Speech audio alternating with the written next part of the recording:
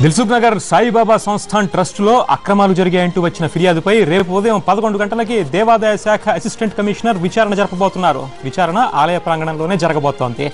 Trust నిధులు పక్కదారి పట్టించారని trust member Jayaswami ఫిర్యాదు చేశారు. దీనిపై విచారణ జరిపేందుకు నిర్ణయించారు అధికారులు. తమపై విచారణ చేసే అధికారం దేవాదాయ శాఖకి లేదని మరోవైపు చెప్తున్నారు ట్రస్ట్ సభ్యులు.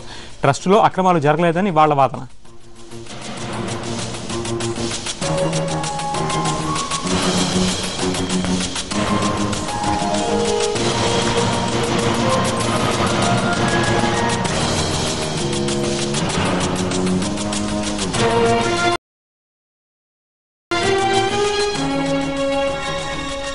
దీనికి సంబంధించి మరిన్ని వివరాలు మా ప్రతినిధి చారి నుండి తెలుస్తున్నాం. చారి, దిల్సుఖ్ నగర్లోని సాయిబాబా ఆలయ ట్రస్టులో ఎటువంటి అక్రమాలు జరిగాయని ఫిర్యాదులు అందాయి? దీనికి సంబంధించి విచారణకు సంబంధించి కూడా పూర్తి వివరాలు.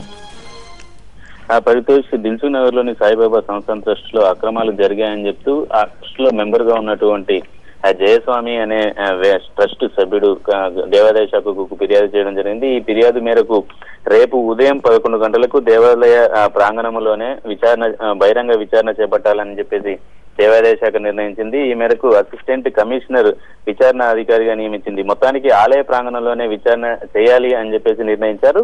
అయితే జయస్వామి చేసినటువంటి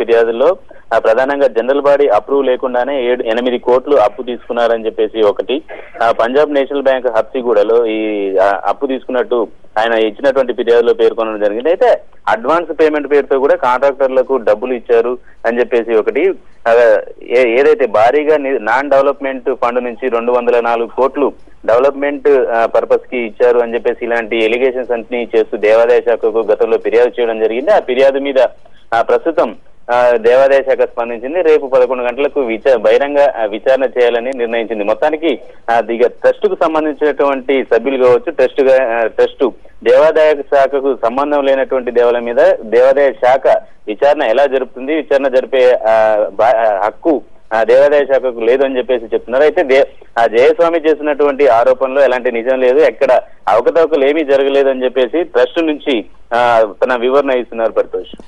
అయితే తమ మీద విచారణ జరిపే హక్కు ఎండోమెంట్స్ కి లేదు అనే దాని మీద ఎండోమెంట్స్ శాఖ స్పందించిందా?